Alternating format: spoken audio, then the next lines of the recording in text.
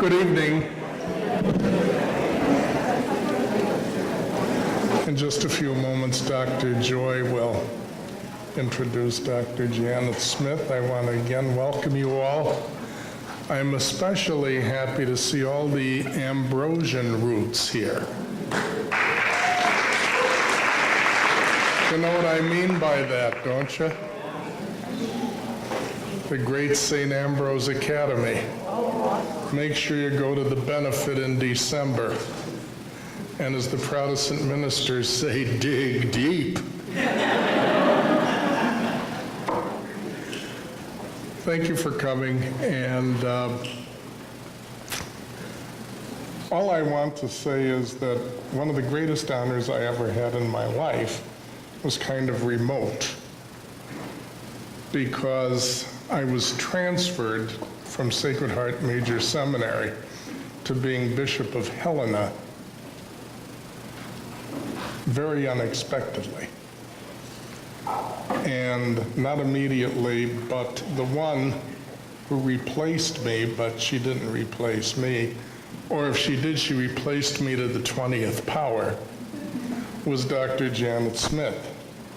And several people said to me, we didn't know that the chair you held was that prestigious until Dr. Janet Smith got it. I said, well, there you see. But I'm so honored and pleased that she's with us tonight. Please keep her and her real teaching ministry at the seminary and around the world in your prayers. And please keep the students at Sacred Heart Major Seminary in your prayers. And also the whole Ambrosian community.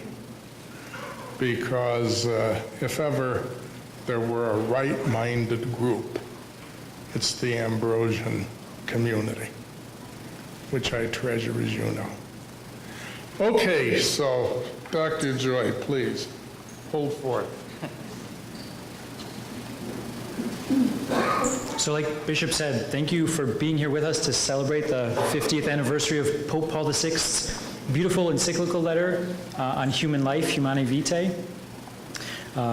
It's a tremendously beautiful and important document, and so we're very pleased to commemorate it and to try to promote its teaching more than ever in this anniversary year. So we're very pleased and honored to have Professor Janet Smith with us. She's the chair of life ethics at Sacred Heart Major Seminary, as Bishop just said. It's the chair of bioethics there. And she's one of the nation's, probably one of the world's leading experts on Humanae Vitae. So she's very much in demand in this 50th anniversary of Humanae Vitae year. So we feel very lucky to have convinced her to make time for Madison. I think she told me nearly 30 conferences this year that she's speaking at on Humanae Vitae, which is great that there are so many of them all around the country to celebrate this anniversary. So she's written many, many articles and books. She was just telling me about her most recent publication is Why Humanae Vitae is Still Right 50 years later. I don't think 50 years later is part of the title, but Why Humanae Vitae is Still Right, a collection of essays that she's written over the years on Humanae Vitae. So if you haven't seen that, by all means, go look for it. But without further ado, Professor Smith.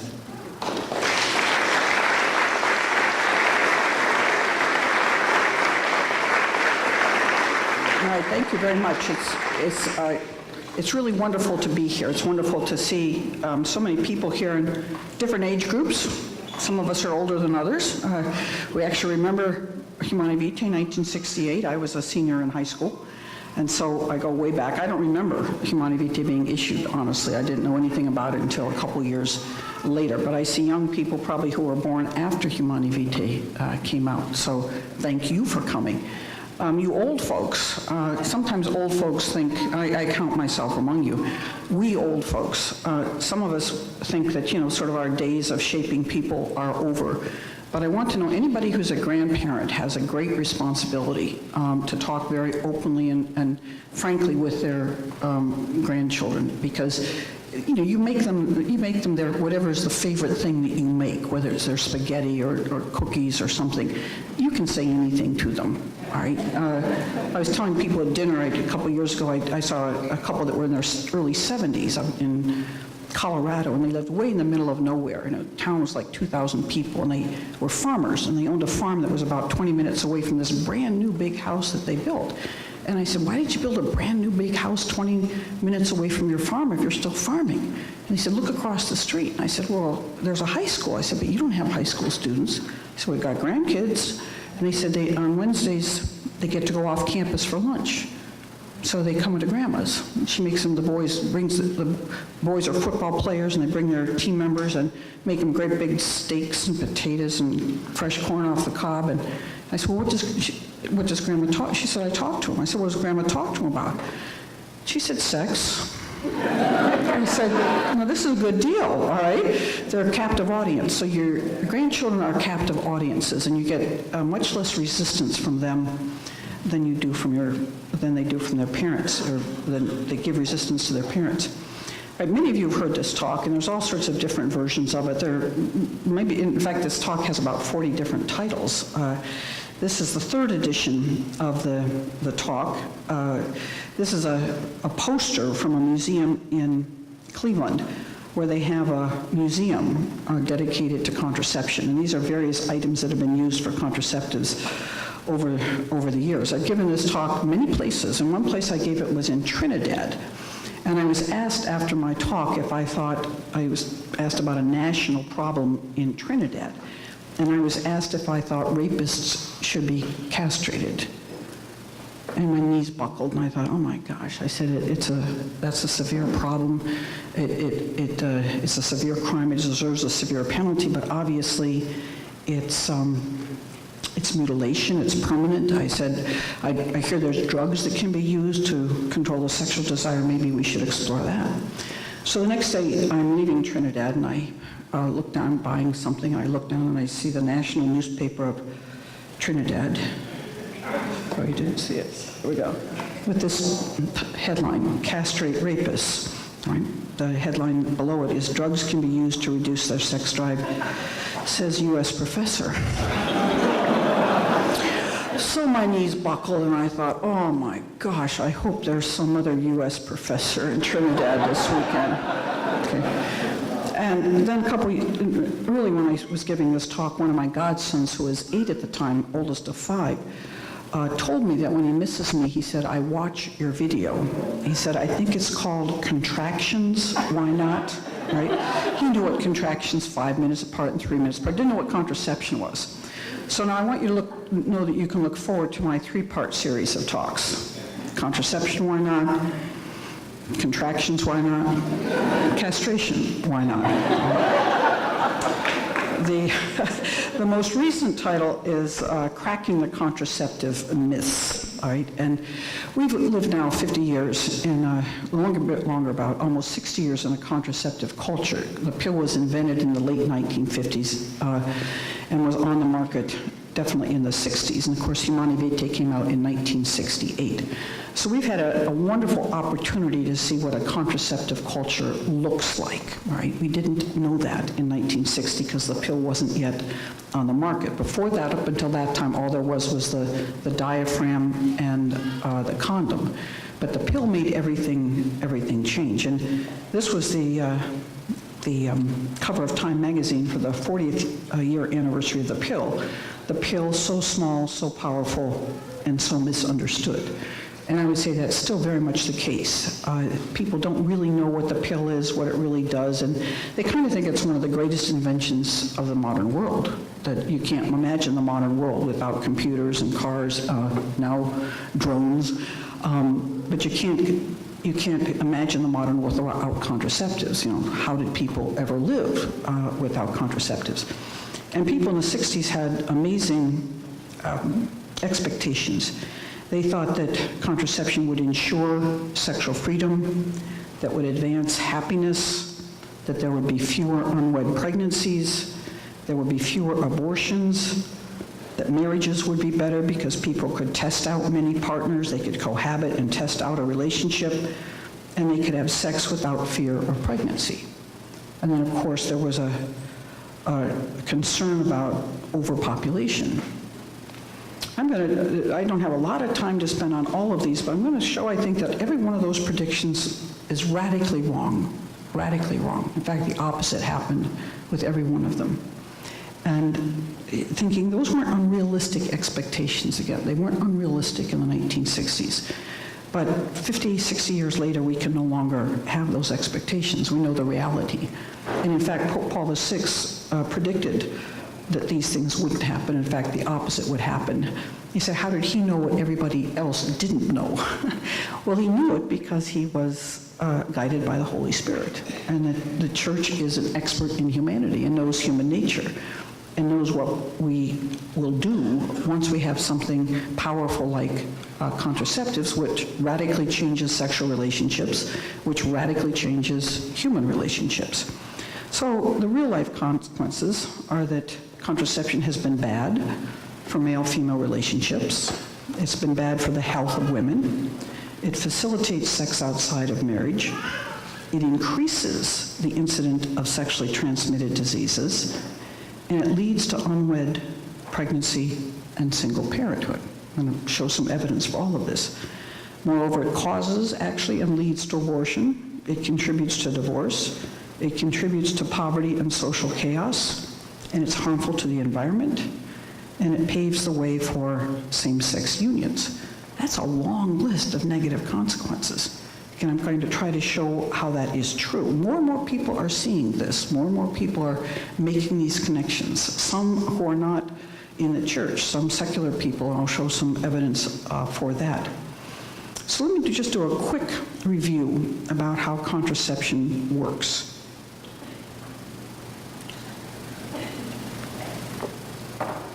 It's amazing how many women who use contraception have no idea what it's doing to their bodies.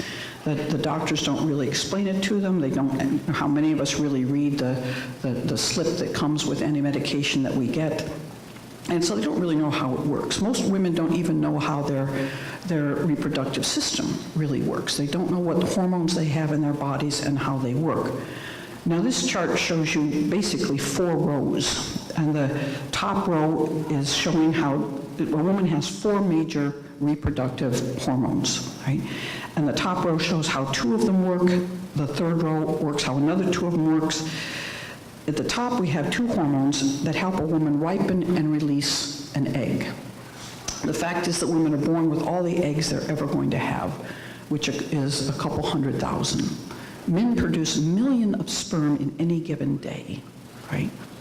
I wonder what that means, right?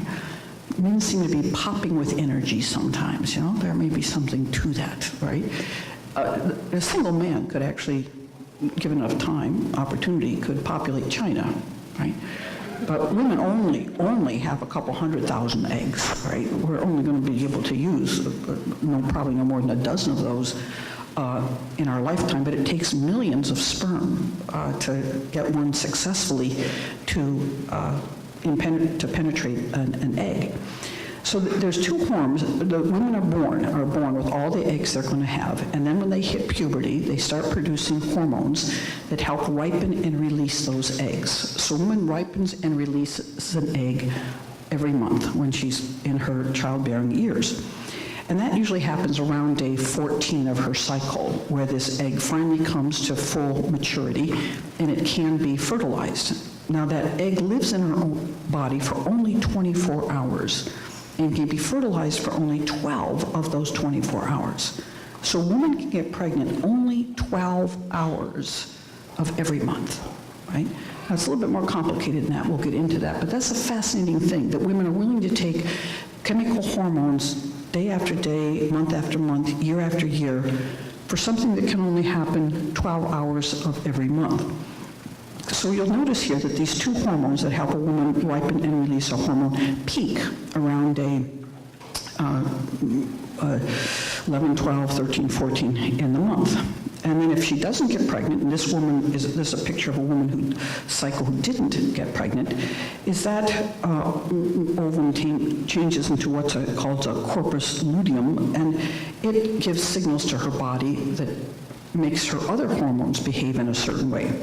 You see the red and green up and down hill of hormones.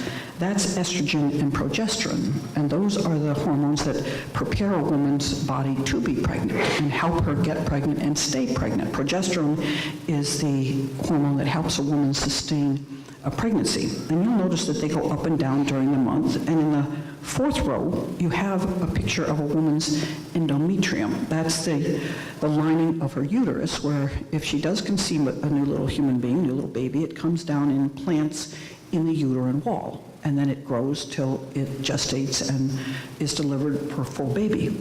Now, this woman did not get pregnant, but you see that she was building up that nice endometrium all month long. Again, it's the corpus luteum that is not a fertilized ovum. It's basically telling her body to shut down those hormones because she didn't get pregnant. So don't act like a body getting ready to be pregnant. So then she sloughs off that endometrium, which is the bleeding that a woman does every month. So you look at the left-hand side and you see this little red line going down. Those are the days when a woman is sloughing off the endometrium or having her menstrual period for a month. But every month, a woman's body is preparing to get pregnant, right? Every month, a woman's body is preparing to get pregnant. If she doesn't get pregnant, then she sloughs off this endometrium and starts all over again. She's not going to ovulate twice a month. She ovulates only once a month. If she releases more than one egg, it's basically at the same time. Right? One gets pregnant with twins or triplets and there's 3 eggs involved. That basically happens all at the same time. Now, what's interesting here, of course, is that there's these shifts of hormones. And if you think about it for a minute, you'll see that a woman does not have the same chemical makeup any single day of the month, right? A woman who is having fertile cycles is chemically a different human being every day. And I've already seen some lights in some male eyes here that are starting to say, that explains something, you know? And it does explain something, all right? When she seems like she's a different person every day, you don't know what you're going to get. You don't know whether she's the sweetest person on the face of the earth or a real shrew, and you don't know. And believe me, we don't know either. When we get up in the morning, we don't know. And it's often until we talk to some male that we don't know. And all of a sudden it becomes clear to us, all right? Now, males, the fluctuation of a male hormones, I could have a chart up here, but it would just be a waste of space, right? It's like this. That's the fluctuation of the male hormones in the space of a month. So if he seems the same yesterday, today, and tomorrow, he is, all right? So this is something men and women need to know about each other. I mean, she can get frustrated with him. Why, you're always the same. Well, he is. That's actually quite a nice thing. You can lean on that. And of course, she's different every day, and that could be interesting too. You don't know, got 28 different women you're living with in any given month. All right, and this is a simplified chart of the same reality that shows another element. And this is the chart that's used in third world countries to explain natural family planning. And what you have is the sun represents dry days, and the rain represents wet days, and the sun again represents dry days. There's several things that are necessary for a pregnancy to happen, but 3 of the most important ones are you have to have an egg, you have to have a sperm, and you have to have fertile mucus. Fertile mucus is something that carries the sperm to meet the egg, right? And actually helps the sperm meet the egg and absolutely kind of sorts out the healthy from the unhealthy sperm. So what happens is that for about 11 days, you see the red stripes at the beginning of the cycle on the left-hand side there are the bleeding days when a woman's sloughing off the endometrium from the month before. And then a woman can learn how to detect the presence of this fertile mucus in her system. And if the fertile mucus is not there, she has a dry sensation in her system. So that's why those are called the dry days. Those last about, 10, 11, 12 days, maybe not quite that long. And then what appears is something that's called the fertile mucus, the mucus that helps carry the sperm to meet the egg. That shows up about 5 days before a woman ovulates, 5 days before. And it can keep the sperm alive for as long as 5 days. So that means that if a woman has sexual intercourse on Monday, not Tuesday, Wednesday, Thursday, and ovulates on Friday, she might get pregnant from the act of sexual intercourse she had on Monday, because the mucus has kept the sperm alive that long. But the egg doesn't appear till day 5. And then there's about 3 days, again, if she doesn't get pregnant, the egg dies, and then it takes about a day or 2 for that fertile mucus to dry up. And then for the rest of the month, she has a dry sensation in her system. So that's about 12 days. So a woman who has intercourse in the first part of the month, up until when the fertile mucus appears, and then if she and her husband have decided with God, prayerfully with God, that it's not a good idea to have a child, then they abstain for that period where the fertile mucus is present. And then when the fertile mucus disappears, she can have sexual intercourse the rest of the month, many times a day or night as they want to. She cannot possibly get pregnant, because the egg has come and the egg has gone. So it's only in those middle, and here we have again, not just 5 days, but about 7 or 8 days, because as I said, it takes a little while for the body to adjust to the fact that it's not pregnant and it doesn't produce any more fertile mucus, but then she cannot get pregnant for the rest of the month. There's various ways of detecting that.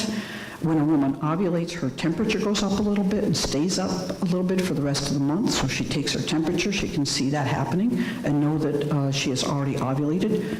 There's a change in her cervix that she can come to detect, again, whether she's fertile or infertile.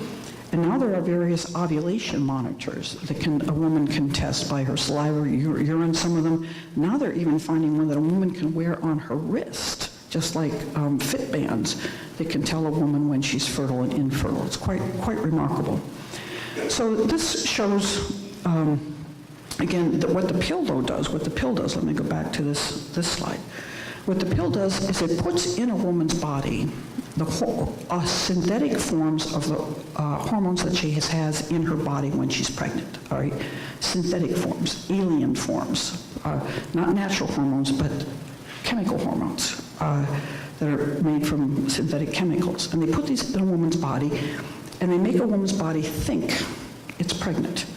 Because if a woman is pregnant, she can't get pregnant. So what the hormones do is they make a woman's body think it's pregnant. So she doesn't ovulate, she doesn't produce the fertile mucus, all right? She's not even going through regular cycles. This bleeding that she has when she's on the pill is artificial bleeding that's meant a woman to think that she's having cycles, but she's not, right? So if a woman's on a pill for a year, 2 years, 5 years, 10 years, she's in a state of pseudo-pregnancy that whole time, all right? Now, having these fertile cycles is something that is very healthy for a woman. It means a woman has a healthy body. She's producing the hormones that she should produce, ovulating and then not getting pregnant and starting all over again. That's the way that God designed the body. But the synthetic hormones keep a woman's body in a state of pseudo-pregnancy for as long as she takes it. We're going to show why that's not good for a woman's body. You might think, well, how could it be good for a woman's body? That she would absolutely suppress something that is natural and healthy. And there's many reasons it's bad, because these hormones do more than just help a woman ovulate. They actually change her response to the world, to men especially, and it changes men's response to her in ways that are startling, I might say. All right, well, let's get a sense of how many women are using contraception. This is women of 15 to 45 who have ever used contraception.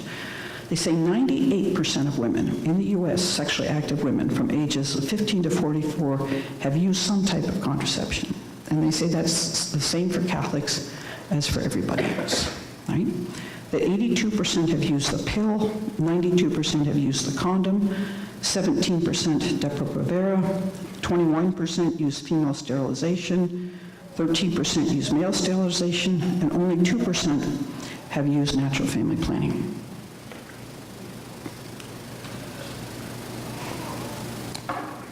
Now, there's other kinds of contraception, but it would be too long of a list to add all of those, so I'm just doing the ones that most people do. So let's look at this claim that use of the contraceptive pill will improve male-female relationships.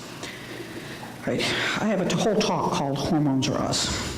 And some of this I got from a book that was published in, I think, 1998 called The Decline of Males by an author named Lionel Tiger.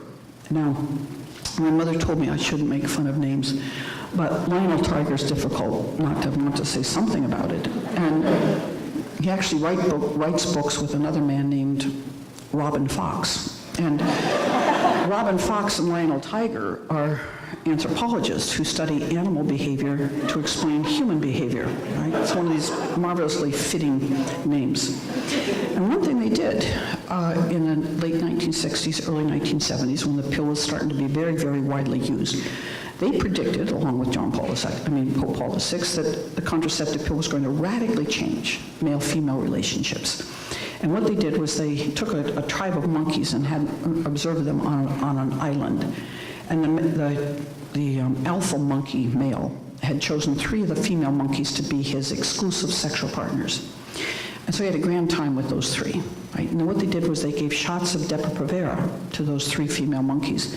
And Austin, which was the alpha monkey's name, lost all interest in those 3 monkeys that he had chosen to be his exclusive partners. And he chose other females from the tribe who had not been given a shot of Depo-Provera. Right? And then they gave Depo-Provera to all the females of the tribe, and all the males stopped engaging in sexual intercourse with the females and started acting in a confused and turbulent fashion, all right? Possibly engaging with some sexual play with each other. And they stopped giving contraceptives to all the females, and Austin went back to his initial 3, and the other male monkeys resumed sexual intercourse with the females.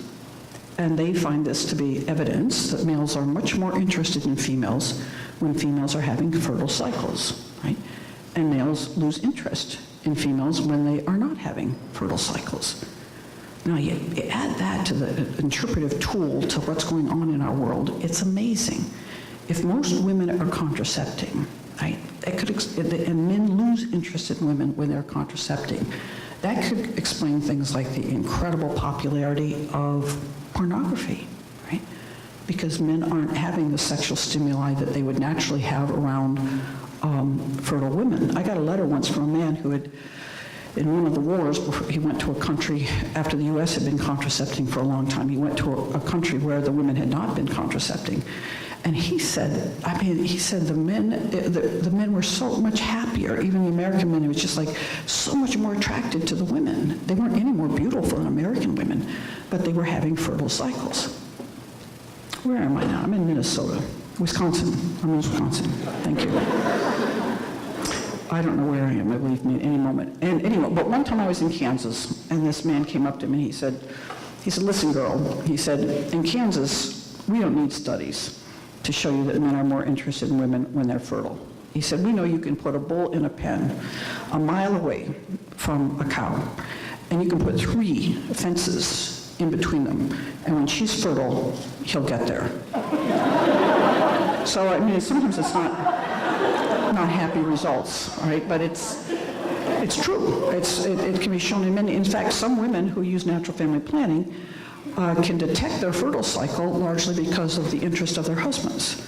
Their interest is much greater during the time when they are fertile. And in fact, a woman's interest in sexual intercourse is much higher when she's fertile, right? And that's one of the reasons NFP can be difficult, because both individuals have a heightened sexual desire during that time.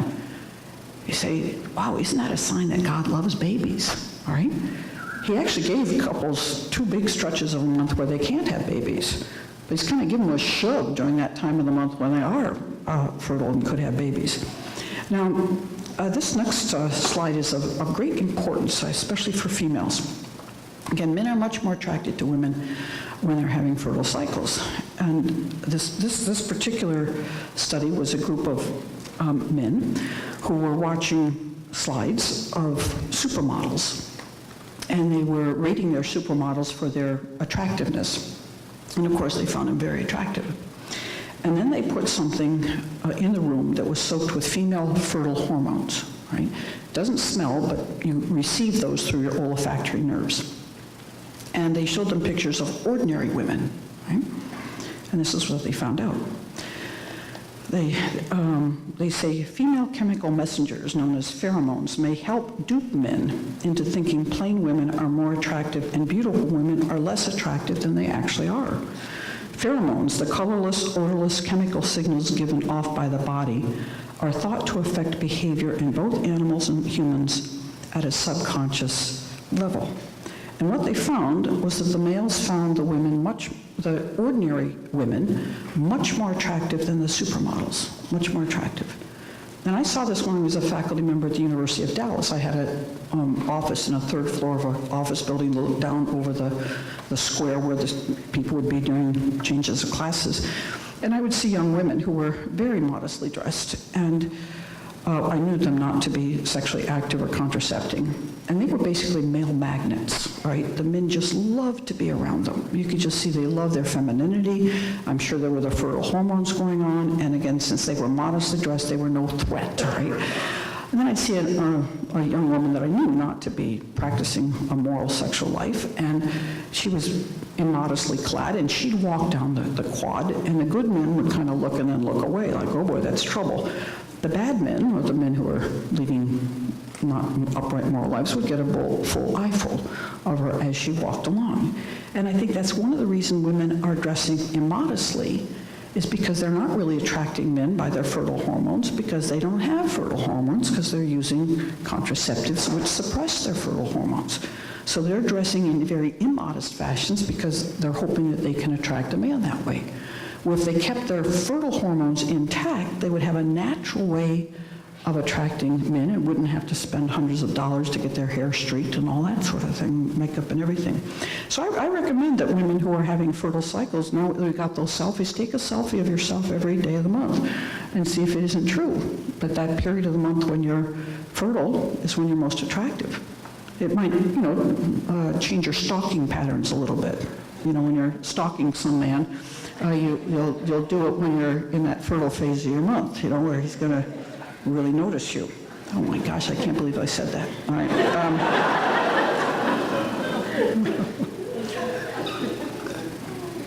One of these days, someone at the Vatican is going to listen to what I say. Give me a lot of money to shut up. All right, so it is also true, again, that women are attracted to very different men when they are using contraceptives and when they're not. There's a famous T-shirt test that's been done where they had a group of females, one that was contracepting and one was not. And then they had a group of males, and they rated them for what they considered to be their evolutionary desirability. All right, so the men that were considered high on the rating of evolutionary desirability, and where they were healthy and aggressive and, self-confident, etc. And then on the other scale were those who were kind of couch potato losers, all right? And they had the men wear a T-shirt for the day. And women are very attracted to men by the sense of smell, how a man smells. And they had the women at the end of the day, not meeting the men, smell the T-shirts and decide which ones they think, if they were to be able to date them, which ones they'd like to date. And the women who are not contracepting chose the men who are on the high desirability stage, and the ones who were contracepting chose the losers. I've had mothers come up to me afterwards and say again, that explains a lot. And I'll say, well, what does that explain? They'll say, that's why my daughter's with that loser. She's contracepting, all right? And she can't detect that he's a loser. And other women will say, it explains why my wonderful young son is not attracting women, because all of them are using contraception, and they can't perceive how wonderful he is. So they actually do parties now. They call them pheromone parties, where people sort of decide who to date on the basis of these hormones. These are many other studies. These have all happened in about the last 20 years. This is not something that Paul VI knew when he was writing Humanae Vitae. And it's a whole new study on hormones and how they affect male-female relationships. We all know the phrase chemical. There's a great chemistry between two people. And it's just, there's just some people you're really attracted to and others you're not so much, right? And that this is it's a reality. It's very hormonal. And so they're just saying that taking the pill for the past 40 years has put women off masculine men. And they tend to do this by looking at movie stars, that before contraception was so widely available, movie stars were very, very masculine. And now they kind of have more effeminate features, right? This was a little report on the pill. Doctors were calling the pill the divorce pill. And it said on Health Watch, an Ivy League scientist, along with other researchers, believe a lot of women are taking a pill that is wrecking their relationships. Men actually rate how a man smells as the most important factor, I don't know about that, when trying to choose a romantic partner. According to a scientist in Switzerland, women who take the birth control mess up their sense of smell. He says the pill makes women feel pregnant, so they feel like they need to be protected, and they tend to go for a guy who smells like their father or brother, rather than someone that they'd like to mate with. Contraception may kill the libido. Women on the pill were tested.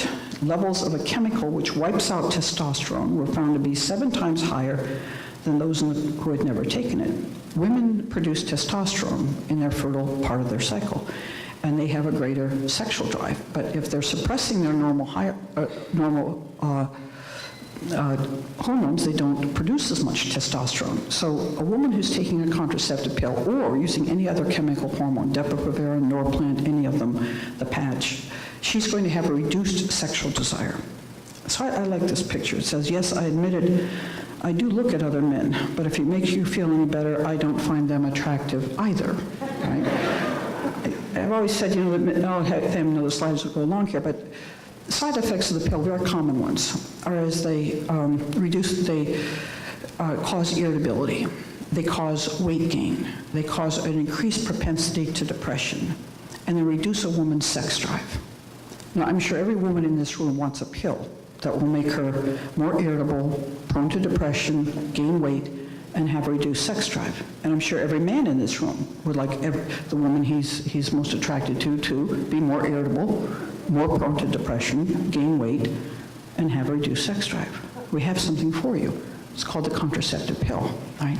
One of the great inventions of mankind. People thought it would make for happier marriages. The fact is that 48% of those who marry today will divorce within 20 years. Now, at the turn of the century, not this century, but the last century, from the 1900s to the 2000s, the divorce rate was somewhere around 2 to 3%, right? And over the course of the centuries, it went up. And that was, in fact, when the culture became, really, in a sense, more contraceptive. Planned Parenthood came into existence in the 1917s. We're pushing for contraception. And the divorce rate just rose over the years. But you'll notice that in 1960, only 9.2% of marriages ended in divorce. And by 1980 or so, about 22% of marriages ended in divorce. That's a 2.5 times, 200% and some, 250% increase, something like that. Someone will have to make me with the math later. Huge increase, more than doubled. The divorce rate more than doubled between 1960 and 1980. Actually, more than doubled much earlier than that, 1975 or so. So what happened in those years? What happened between 1960 and 1975 that would make the divorce rate double? Well, probably lots of things. But one was that every woman who wanted to be using the pill was using the pill by about the early 1970s. And the divorce rate shot up. And you want to ask, why? What happened, right? And I think it has to do with people preparing very poorly for marriage. Now people, what I call, slide into marriage. People have sexual intercourse during high school. Usually it's no big deal. They go to college and might have sexual intercourse with 1 or 2 more people, usually drunk, and again, usually has nothing to do with affection or attachment. And then they're out in the world, and it's hard to meet somebody, and they meet somebody and start dating, and before long you start having sexual intercourse, and then you move in with each other. Then after you live with each other for a year or 2, you're contracepting that whole time.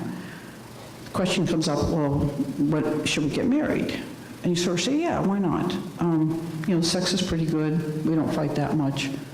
And basically, who wants to start all over, right? It's going okay. Who wants to start all over? Or who gets the dog? Who gets the TV? Who gets the couch, right? So you get married, and then another 2 or 3 years later, one or the other might say, I think it's right, we're now in our late 20s, early 30s, I think maybe we should start our family now. And the other one goes, why now? Maybe I was thinking maybe I'd like to have 3 or 4 kids. I had 3 siblings and I loved it. I'd like our children to have that. And everyone says, I don't think so. That's a lot of kids, right? And all of a sudden you have kind of a deal breaker that emerges that you should have talked about, I say, within the first 3 weeks of dating someone. Talk about having children, how many you want to have. Or one says, I think I'd like to start going back to church. They say, why? What's that all about? Well, when we have children, I think we should take them to church. Not that I was going to church. I just, lapsed for a couple of years. Church, we play tennis on Sunday mornings. We go out for coffee and do the New York Times, crossword puzzle. What is this all about? So all of a sudden you have some pretty serious differences that were masked by cohabiting. People think cohabiting is going to help people prepare for marriage. And it usually causes them not to ask the hard questions, because if you don't agree, then you might break up. And you don't want to break up because it will, who's going to take the dog? Who's going to take the TV, right? But if you talk about these before you get married, you've cleared the air, all right? You're on the same page. And if you're not contracepting, and you're not living with a person, not having sex, not living with the person, you have some freedom to drive home at night and think about everything. And that thinking about everything makes a very great difference. And if you're not having sex, you're not having that bonding experience yet that comes with sex. You have more freedom to sort of say, not you. You're not the right one for me. I have different ideas on how I'd like to live out my marriage life. But this divorce rate is shocking. You notice it's gone down, but mostly it's gone down because people do cohabitate before marriage, and fewer people are actually getting married. I actually think a lot of people go through 1 or 2 divorces before they get married, because they're cohabiting and they think it's going to last a long time, but it doesn't. And so they've committed to a relationship they thought might last, and they get divorced, and they have all the heartbreak and all the kind of dividing of things and having to start all over that you more or less have with divorce. And the effect on children, we're more and more beginning to understand how devastating the effect of divorce is on children. There's a new book out called Primal Loss. I should have a picture of it. Primal Loss by a woman named Lila Miller. And she's got testimonies from adult individuals who were children when their parents divorced, and the agony that has caused them their whole life long, and the wounds that they still carry from that. I've had 2 sisters who have been divorced, and it's been agony for the whole family, for me, because I don't get to see my nieces and nephews at holidays. They're off with their fathers over the holidays. And I see the miseries of the kids. The parents are fighting. He didn't show up on time. He expects me to change my weekend all the time, blah, blah, blah, blah, blah, blah. The divorces, it was supposed to sort of stop the fighting. The fighting goes on, believe me. And the kids pay the price with the fighting for the parents. Anyway, this book should be given to anybody who's considering divorce, and should be given to anybody who has been a child of divorce, because it will really help them realize that, many children, as you know, think they're the cause of divorce, that they caused the divorce. Because obviously let's say dad left. Dad left for another woman. Well, the point is, I know that he left because he and mom were fighting, but the fact is, dad and I weren't fighting. And I thought he loved me.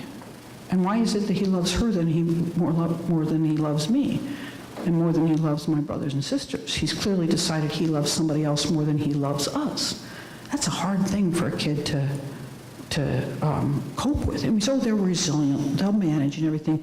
And these kids don't want to make any more trouble. They think they might be cause of it. Dad doesn't love me, I must have done something wrong. And if I complain, then there's already a lot of tension in this household, so I need to suck it up. I'm the one that has to be, in a certain sense, the adult, because my parents aren't being adults. They don't articulate it that way in their heads, but that's a lot of it. So if contraception leads to divorce, oh my gosh, what a sad reality that is. People thought it would reduce the number of divorces because you'd be able to, again, have sex beforehand and test it out, choose a better partner. What seems to me absolutely the opposite is taking place. People start sexual intercourse quite early, and it goes to show you that the age of voluntary, first, I hate that they have to put voluntary in here, but the age at first voluntary sexual intercourse, and they're showing how it relates to a greater marital stability. And the later, this is women, ages, they're looking at women over 30 and looking at their sexual history. And those who have gotten married later in their life and not had sexual intercourse until they were 20 or 22 or 26 have a much higher chance of having a stable marriage than those who started much earlier. This chart is equally important, that if a woman has had, or a girl has had 0 sexual partners before she gets married, she has an 80% chance of having a stable relationship, right? And why is that? Right? Well, she's respected herself. She's insisted on respect for herself. She wasn't giving anything away to anyone until she got married. So what is she saying to this man? She's basically saying, I knew you'd come along someday, and I knew you'd be worth waiting for. Right? She doesn't have any sexual baggage to carry. She hasn't been hurt by some man who had sex with her and dumped her. She can be trusting, she can be vulnerable, she can give herself to this man and never be having memories of former relationships. Believe me, I think it's just as important that a man remain a virgin before marriage, but I don't have a study on that.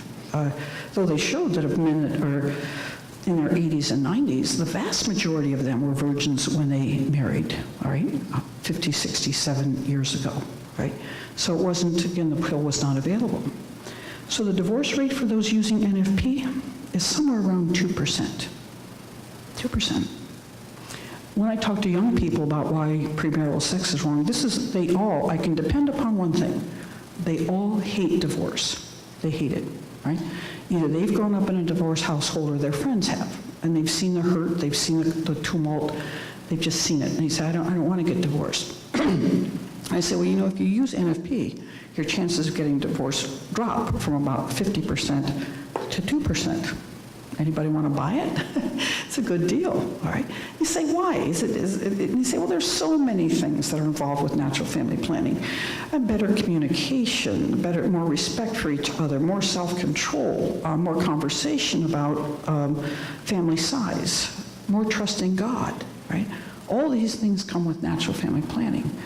Self-denial, not easy. And all of those things strengthen a marriage, all right? All of those things strengthen a marriage. It's not just another technique. It's a whole way of understanding your sexual life, understanding your relationship, understanding yourself, and your relationship with God. I'll talk about that a bit more. So we thought that one myth is that contraception will reduce unwed pregnancy and abortion. Well, these are the failure rates of contraception. The condom fails at 18%. 18%. And they're handing out condoms, they skydrop them in Africa, and they fail 18% of the time. The diaphragm, 12%, birth control pills, 9%, right? It's amazing, 9%. There's a young woman I'm very fond of in my family circle who has had 3 unwed pregnancies. And after she had the first 2, I had a serious talk with her.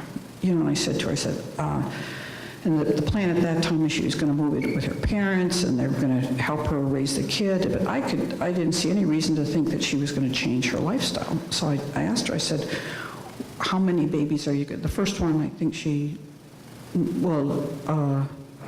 one she miscarried, one she gave up for adoption, and the third one she kept. But this was after 2. And I said to her, how many are there going to be?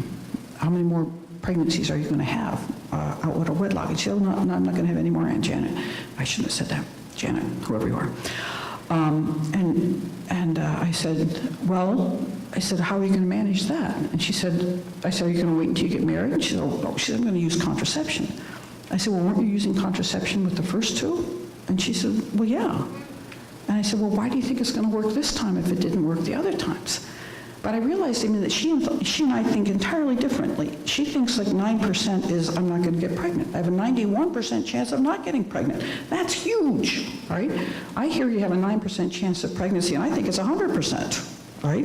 I think, if I'm getting on a plane and it has a 9% chance of crashing, it's going to crash. I'm sure of that, but if I did hear that I had a 91% chance of winning a lottery, I might invest 3/4 of what I've got in lottery tickets, because 91% is huge for winning a lottery. But we're talking 9% chance of getting pregnant, which is 9% chance of having a baby. that you're responsible for now. And that's a huge responsibility, so why take that risk? Why take that risk with another person's life? Not so much your life, but you're bringing into existence a person that deserves a mother and a father who have made a lifetime commitment to each other, and you're playing Russian roulette with their life, right? So we now have something we call casual recreational sex. This man says to this woman, nice to meet you, would you like to have dinner, go to a movie, and then have sex? And she says, sure, why not? Students generally laugh at this, partly because that negotiation doesn't go on anymore. You don't have to even pay for dinner or a movie to have sex. You just go to a party and get drunk, and there's probably a young woman there who will have sex with you, and you don't know each other's names. Honestly, you'd never have a conversation about pregnancy, right? Because that's no part of the picture. I remember a friend of mine in college having sex with this very attractive young man. And I asked her, I said, what happens if you get pregnant? And she said, I don't know him well enough to ask. Right? Now, that was back in 1970, all right? But now, believe me, asking what happens if I get pregnant is a relationship killer, all right? Because he's saying, what do you mean, get pregnant? Who's talking about pregnancy? Is this what you want to have a relationship talk or something? I haven't indicated that we have a commitment, right? I have long plans that I barely know you, all right?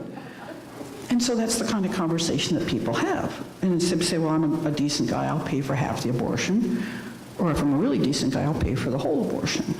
But people don't talk about that anymore. They're engaging in this act that could bring forth a new human being, and they're not asking what happens if that happens, right? People talk about an accidental pregnancy, right? You can fall on a banana peel by accident. You can have you can drive off a cliff by accident, but you honestly can't get pregnant by accident. It's not possible. We know the cause and we know the effect, right? So when people say I got pregnant by accident, what do they mean? They mean I was taking a contraceptive pill or some form of contraception, I still got pregnant. So pregnant is an accident. I always want to say, well, you were having sex, weren't you? Right? And I said, no, it was no accident. It's like I put my foot on the gas pedal of a car, and it goes forward. I don't say, oh, how did that happen? Right? We know the cause and we know the effect. I actually had some college students once who were made by their journalism professor come to one of my talks, and when he got them back in the classroom, he asked them, he said, what would you use as the lead line for the article you would write about this talk? And they said, we would use the statement that you can't get pregnant by accident, that actually something's gone right, not that something's gone wrong if you get pregnant through an act of sexual intercourse. But what contraception has made us think is that having sex and having babies are two entirely different activities. And when you have sex, you don't have to have any thought or any expectation of a pregnancy. If you're using contraception, that's not a possibility in your mind, right? And so you're not even thinking about it. Whereas at one time, people thought you shouldn't have sex unless you're in love. And you shouldn't have sex unless you're prepared for babies. And you're not prepared for babies until you're married. So basically, you shouldn't have sex until you're married. Simple principle, simple principle. I want to have a tattoo over everybody's forehead that says sex leads to babies, all right? It seems to me that might help.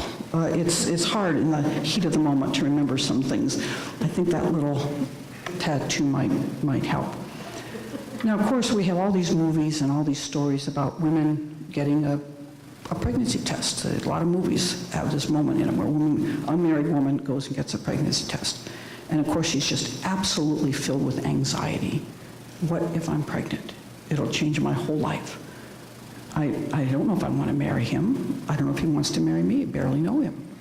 Maybe I'm totally in love with him, but I don't want to feel like I trapped him into marriage. Maybe he's a jerk, and I don't want to marry a jerk. Should I become a single mother? That will change her life forever. It's hard. Any single mother would say she'd rather have a wonderful man in the household. Does she have an abortion? I hope not. Does she put the baby up for adoption?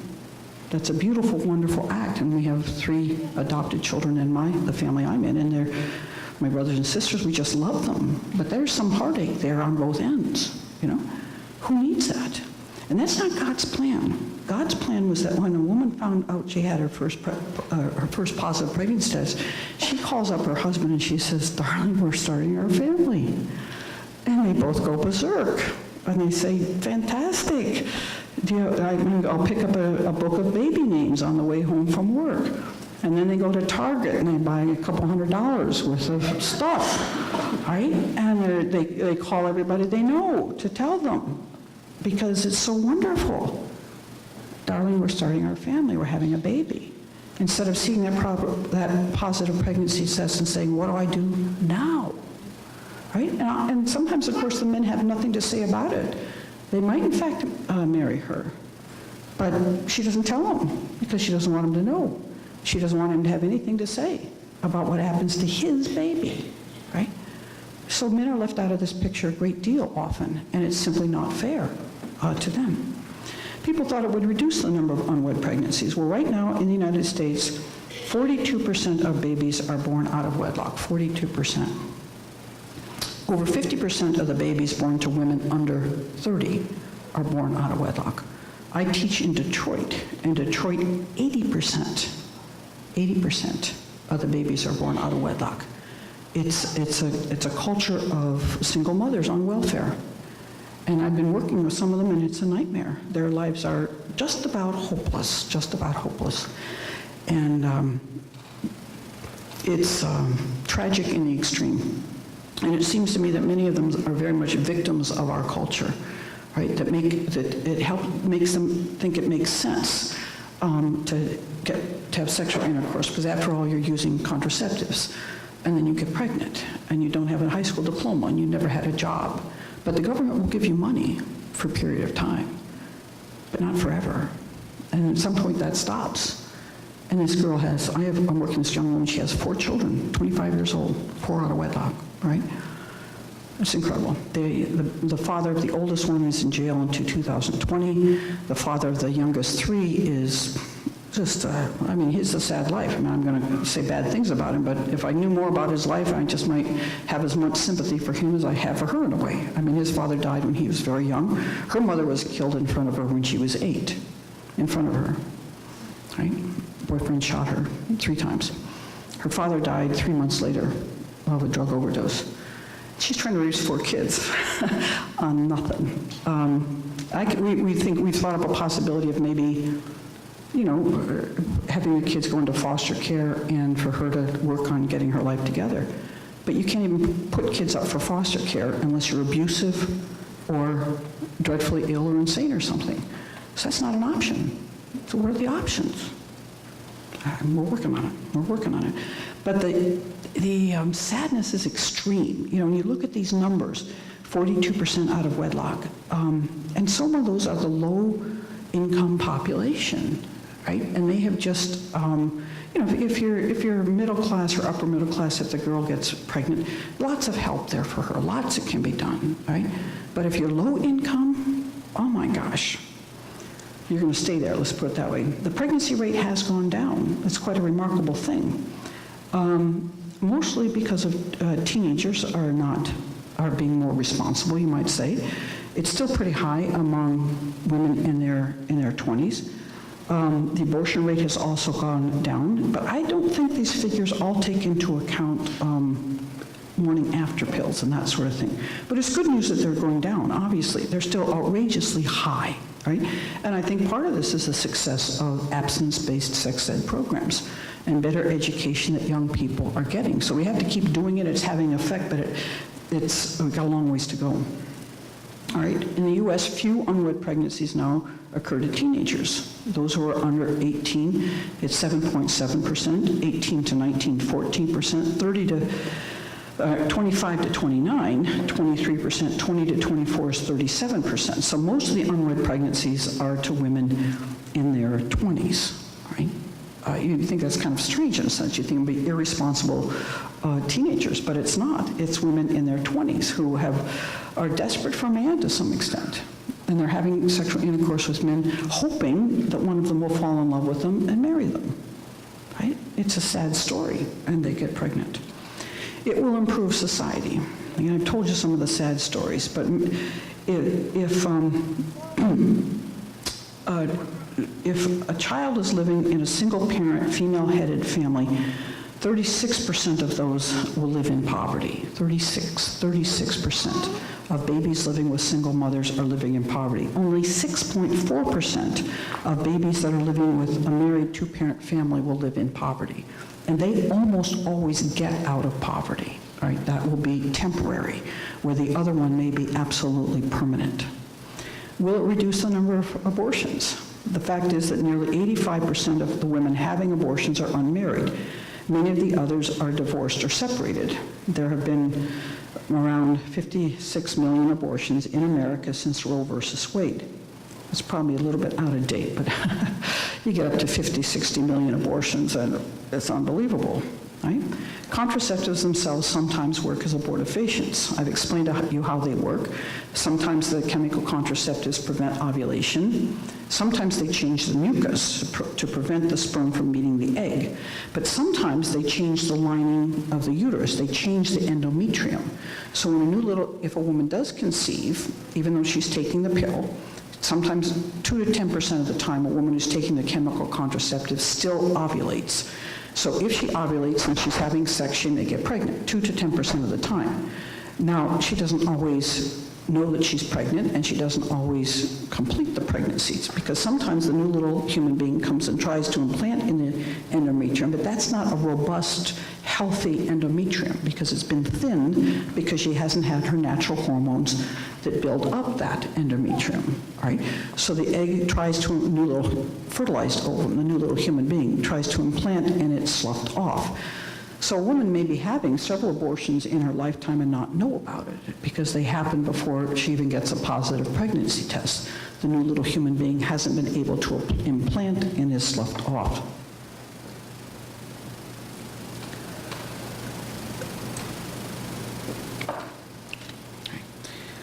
Many women have to say that it is true that their doctors have told them to take contraception because the doctor prescribed it for me for cysts, PMS, etc. Many women do have irregularities in their fertility reproductive cycle.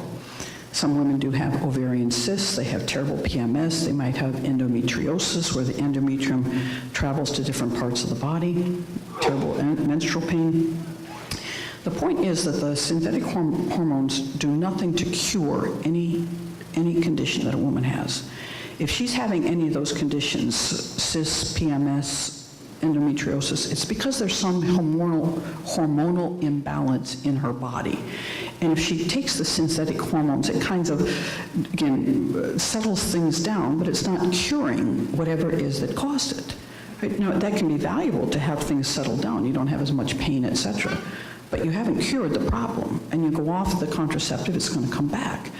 A lot of those problems are caused because of poor nutrition, or at least not the nutrition that this woman needs. When we produce hormones, it's because what we're eating. And if we're not eating the right things, getting the right chemicals, getting the right vitamins and minerals, we may have all sorts of fertility problems. There's a book by this woman, Marilyn Shannon, called Fertility Cycles and Nutrition. And many women have used this and followed her wisdom on nutrition and had their cycles totally made regular, the PMS goes away, etc. There's different vitamins that women can take. I had a young woman working for me who was one of these that had incredibly irregular cycles. 1 month, 19 days, another month, 33 days, and lots of pain, lots of bleeding. She got on this vitamin called Optivite, and within a couple months of taking them, her cycle was totally regular. No PMS, no excessive bleeding, no menstrual pain. So there are natural ways of dealing with this, but doctors pump women up with contraceptives, because honestly, I can't tell you how many doctors don't know what you now know about fertility cycles. They don't know that, right? Even fertility doctors that are trying to help women get pregnant, don't know what most people know who have practiced and studied natural family planning. There's a great group called the Pope Paul VI Institute that has an amazing record for helping women who have irregular cycles and are having difficulty becoming pregnant. It's a great place to get information. And it's in Omaha, Nebraska, but they have trained doctors all over the United States. Also, if you don't have one in the area, you can send data to him and they can work it out there. People say contraception has no serious health risks. That's what your doctors will tell you. But you look into it, more and more doctors and more secular places are doubting the claims of the pill. This woman, Holly Craig Spall, has written a book called Sweetening the Pill. She took it for 20 years. It says when Holly Craig Spall realized her contraceptive was causing low moods and anxiety, she decided to investigate and found she's not the only sufferer. And she and Ricky Lake are trying to do a documentary of contraception and the lies that women have been told and how they don't, I mean, many women, I remember one woman was taking the pill and all of a sudden she was getting migraines. She never had them before. She went to her doctor and she said, I'm getting migraines. I think it's connected with the pill. I wasn't taking it before. I didn't have migraines first. Oh, no, I'll give you something for your migraines. And she said, no, I'll go off the pill. She went off the pill and the migraines went away. And how many young women have migraines, right? And how much of this could be caused by contraception? I've already talked about this common side effects: increased irritability, increased propensity to depression, weight gain, and reduced sex drive. This was a case about Johnson & Johnson paying $668.7 million to settle hundreds of lawsuits filed by women who suffered blood clots, heart attacks, or strokes after using the company's Ortho-Ever birth control patch. I mean, the patch has had, I've heard many doctors say I'd never use it for one of my daughters, right? I never would, because it's putting hormones in a woman's body and just kind of a shot, and there's no real control over it. They've just taken another contraceptive off the market, Essure, E-S-S-U-R-E, which is a kind of like an IUD. When I read how it works, I was just appalled. What it does is it causes abrasions in a woman's reproductive system, all right? And then when those abrasions heal, there's scar tissue.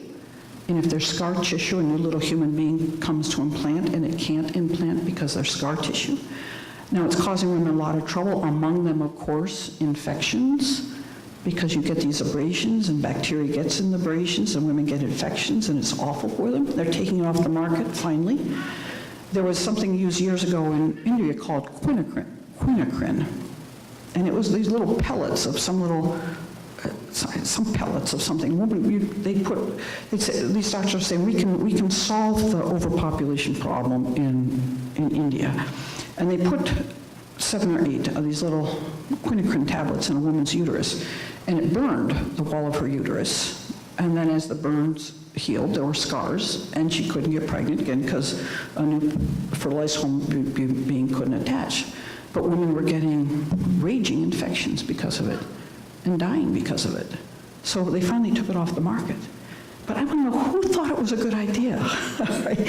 When you see how this works, in most testing of contraceptives are done on women in third world countries, right? Because they don't have the access to sue, right? They don't have lawyers that are going to sue these big pharmaceutical companies,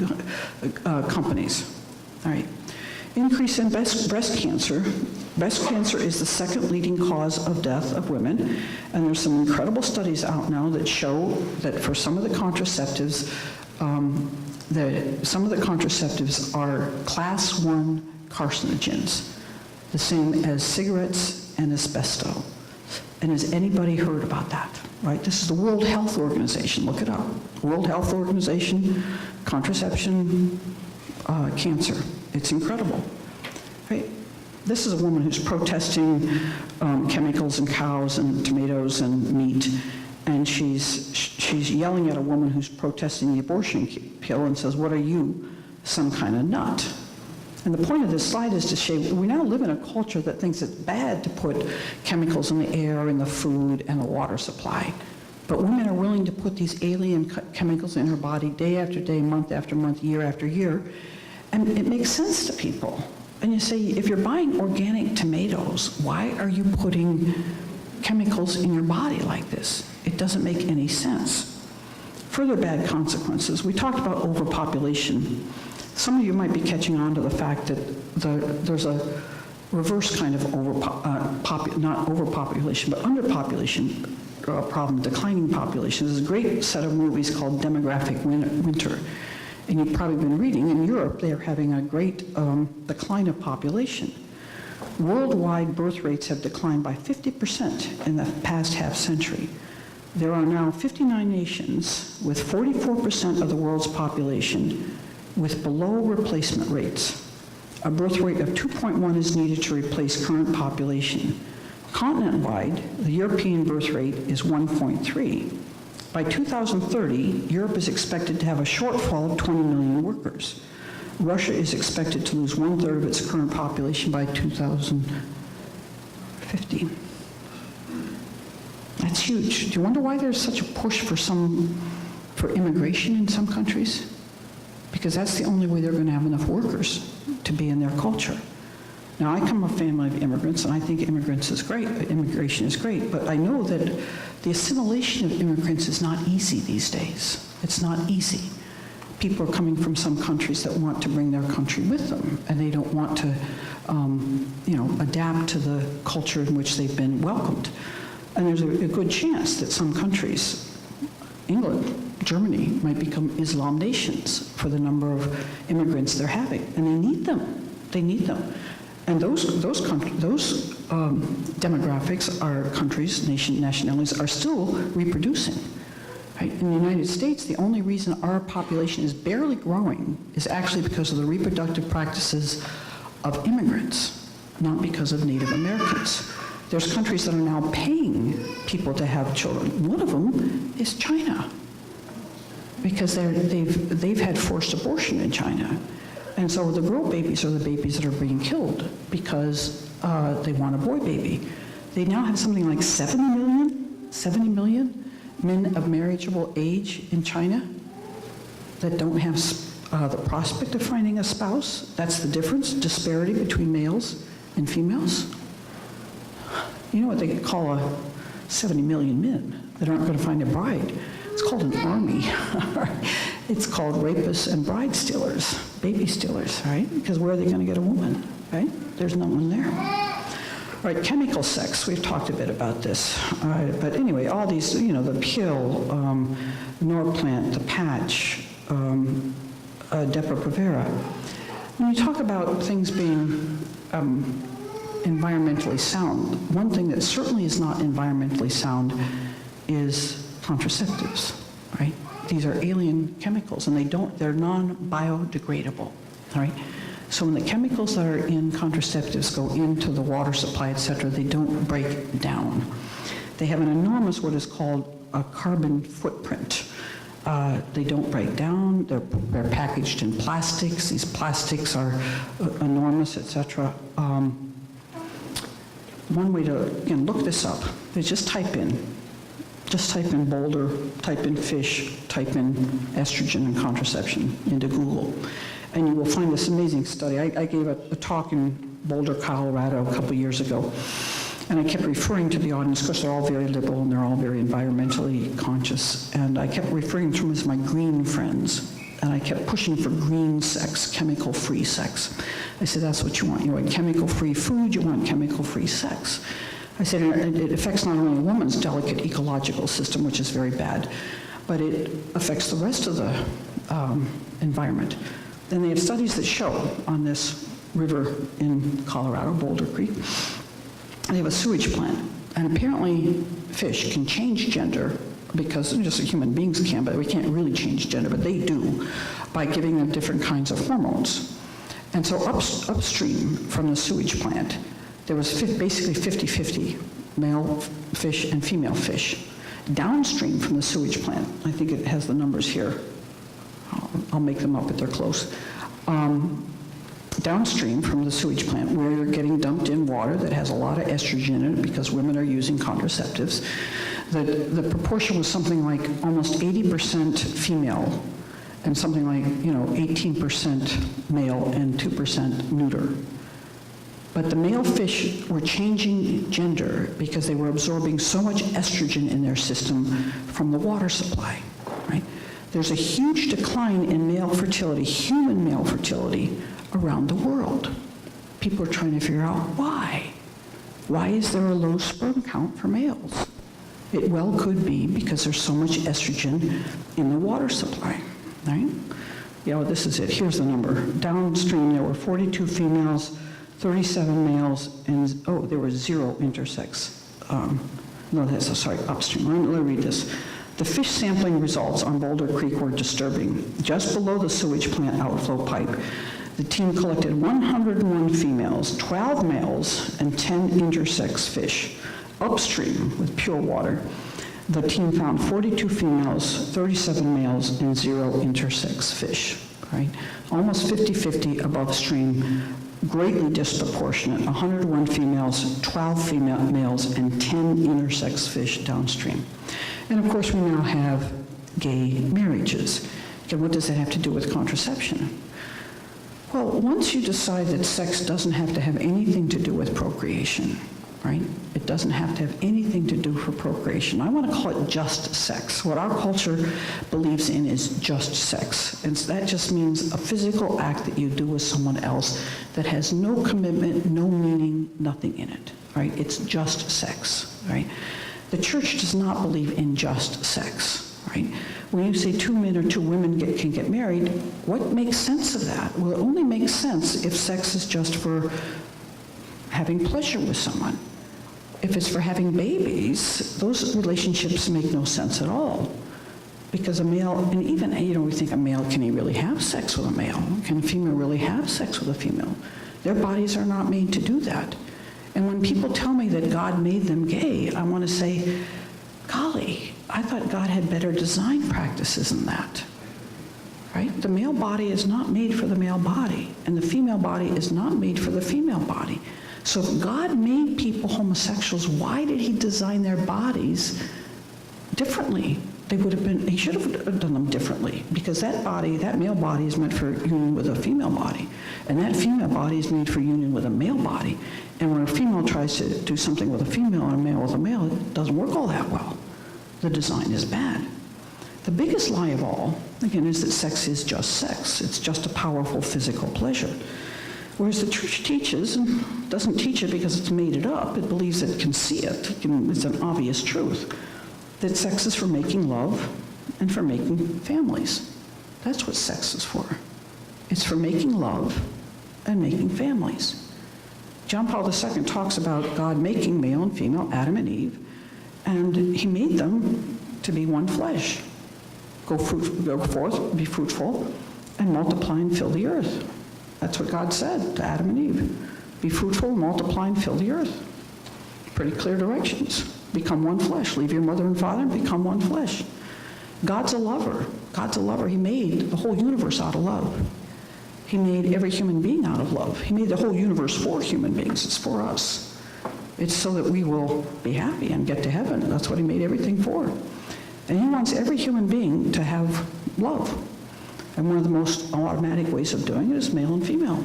Unconditional, lifetime committed love, right? Like God loves us.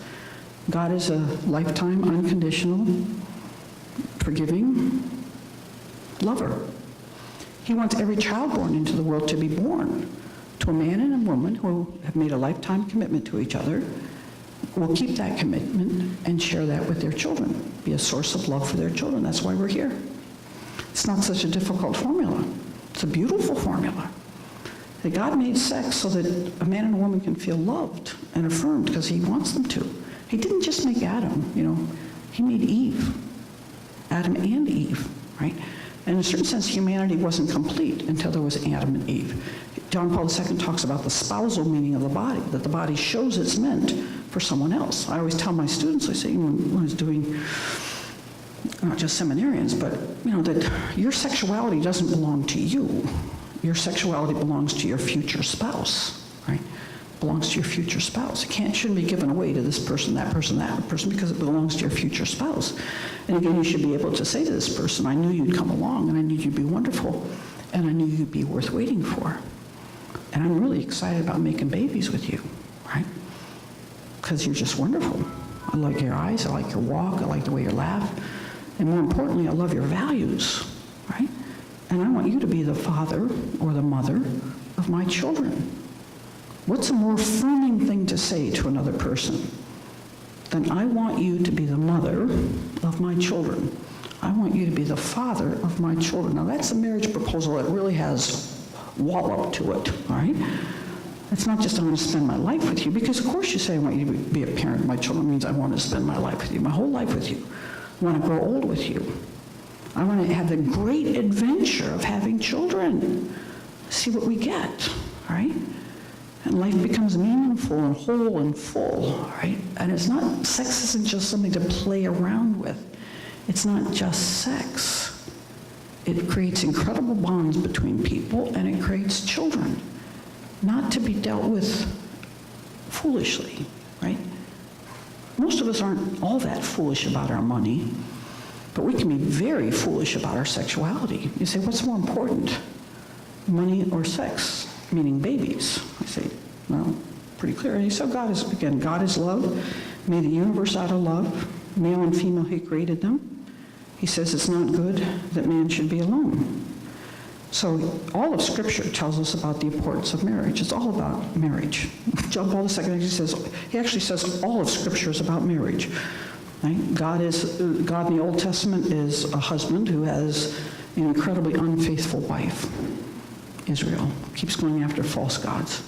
God keeps chasing after Israel and says, I forgive you again, I forgive you, come on back, come on, I'll protect you, I'll slay all your enemies, and I slayed all your enemies, and now you're back, and then they get comfortable and they go off to false gods again, and he says, oh my gosh, we have to go through it all over again, and time that happens.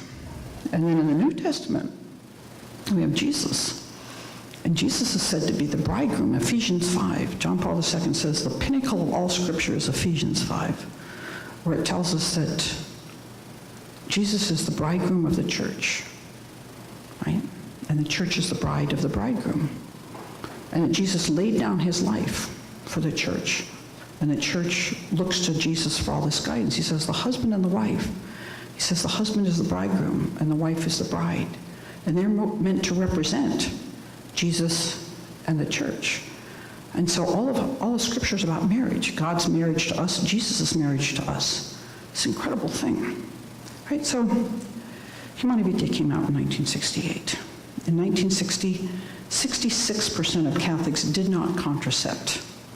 By 2012, 80% were contracepting at any given time, but 98% had contracepted in their lifetime. Again, Paul VI made these predictions, that if it became a contraceptive culture, there'd be a general lowering of morality. Anybody notice that? Last 50 years, anybody? I mean, my parents could basically send us out, by the time we were 7, 8, 9, just out the door in the morning and said, come back for lunch. They wouldn't worry about us. We'd go down to a neighbor's house, or they might say, let me know where you are, you know. But we'd go down to the playground, play all day until lunch, and then come back for lunch and go back down. They weren't worried about us. Well, a couple years ago, one of my sisters asked me, she said, what should I do? My oldest son he wants to have play dates at other people's houses, you know, not just let me send them. And I said, well, you have to do an FBI check on the houses where you send them. Are the people married? His first husband, do they have porn in their house? Do they have unsupervised watching of TV and computers? Are there guns in the house? You got to do an FBI background check. You can't just do it. Anybody in our neighborhood, their kids came in and out the door. We went in and out the doors of their houses. We didn't lock our car doors. We didn't lock our house doors.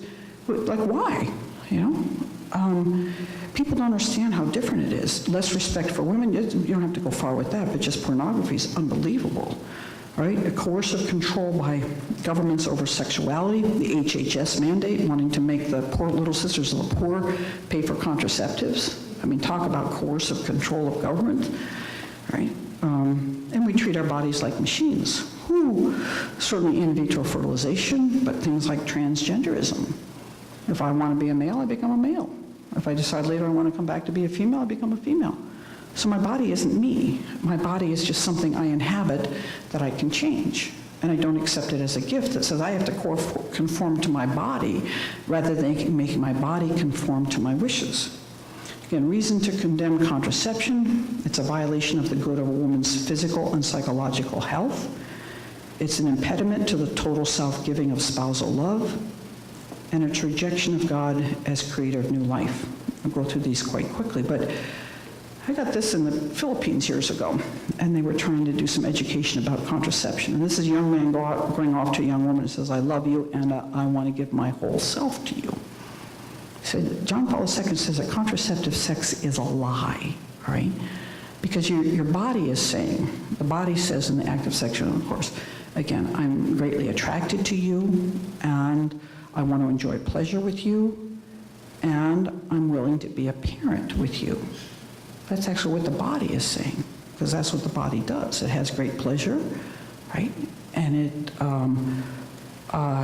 makes the possibility of having a child with someone else.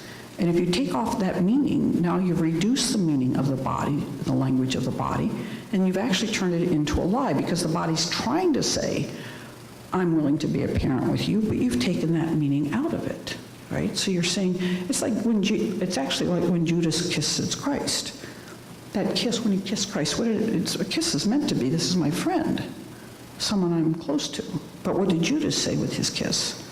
I'm betraying Jesus to the people who are going to kill him. So you say, if you kiss somebody, you're indicating that you're fond of them, not that you're betraying them.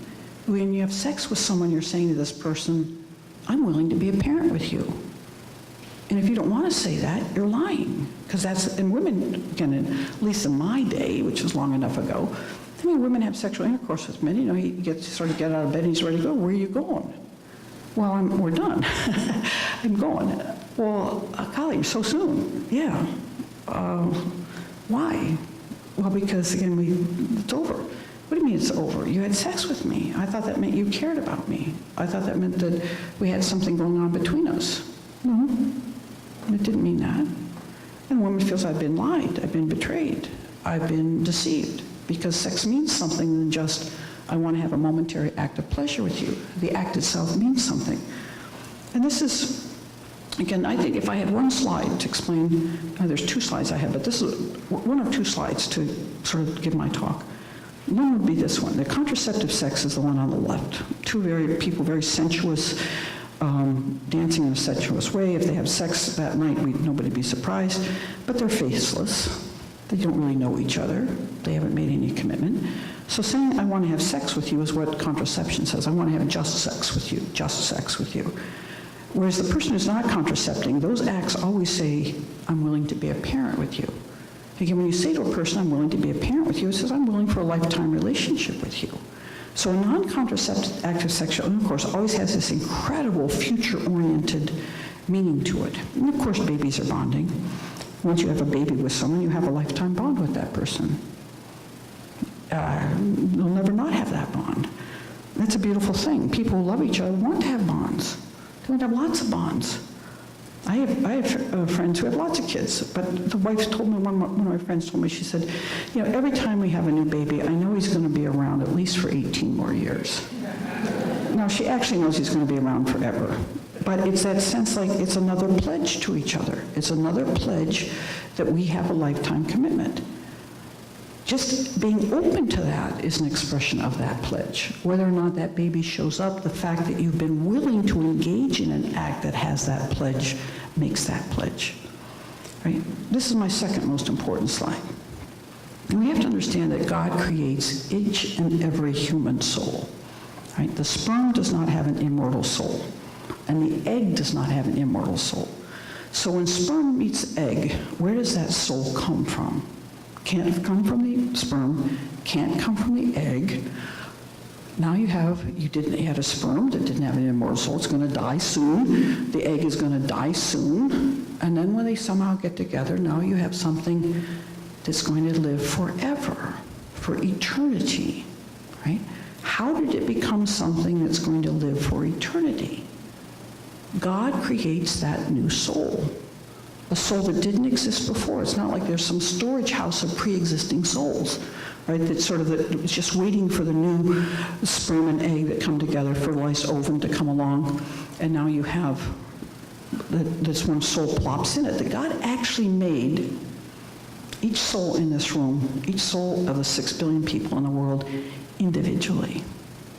And when he creates that soul, he says, I want this one to be with me forever. Right? That's where I created that new human soul. I'm God, and I have an infinite amount of goods that I want to share. And I don't know how many he wants, billions of people, to share them with. I've heard this many times, I just heard at dinner tonight. The parents, they have a first baby, and it's just an explosion of love. They never thought they could love that much. You get this baby who's never done anything and won't do anything for a long time, except, poop and make a mess and spit up and cry, and you coax a smile out of them by about 3 months, and then you can't make them stop, and it's wonderful. But the baby's done nothing, won't do anything for a long time. And you're crazy in love. As a matter of fact, if someone says, I'll kill you or I'll kill the baby, say, kill me. You barely know this kid, right? Done nothing. And your whole life now is just devoted to, you become a slave to this child, a minion to that child. And you sort of think, and you love them so much, you think, I don't think I could ever love anybody that much, another one. And you have another one, you love that one just as much. And you have another one, you love them just as much.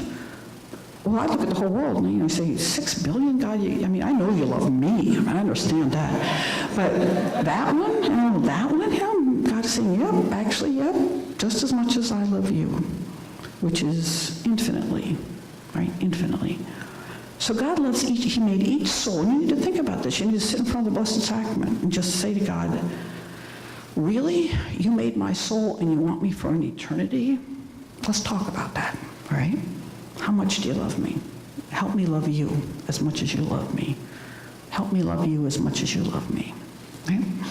So when spouses are engaging in an act of sexual intercourse during that fertile time, that time of the month, when a woman's fertile, they're basically sending a message to God that if you want to create a new human soul, that's all right with us. We'll welcome that baby. We'll accept that baby. We'll consider it to be a great gift, which is what it is. But if we and you decide that it's not a good idea for it to have us another child right now, we won't have sex during that fertile period. We're not going to send out an invitation and retract that invitation at the same time, which is what a contraception does. You're engaging in active sexual intercourse, which invites God to the party, or you're using a contraception, which slams the door in God's face. Says, if you want to create a new human soul during this time, we're not going to let you. We're do our best to keep you out. And he says, I told you could have sex whenever you want, the first part of the month, the last cycle period of the month, but right now, if you're fertile, that means that's an invitation for me to create a new human soul.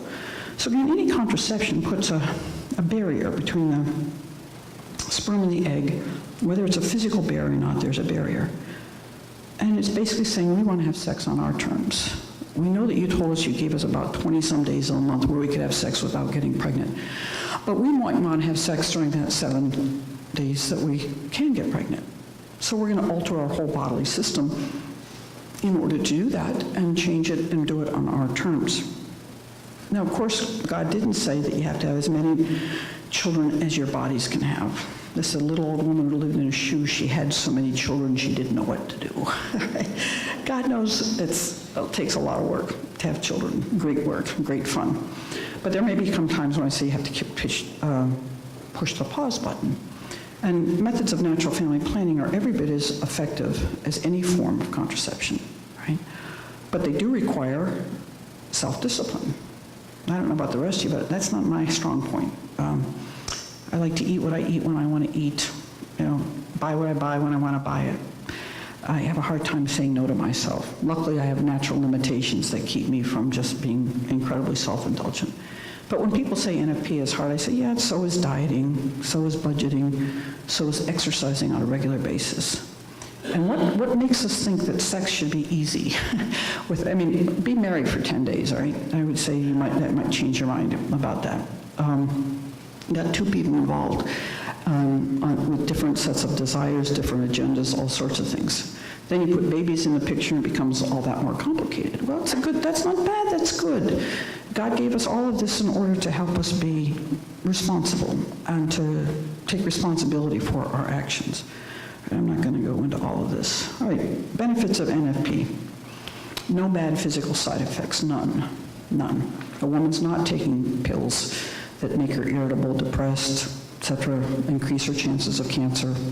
She's a healthy woman. right? I think it's good for a man to be around a wife who's healthy. Again, she's producing fertile hormones. He likes being around a woman. He produces more testosterone when he's around a woman who's having fertile cycles. It's a good deal, right?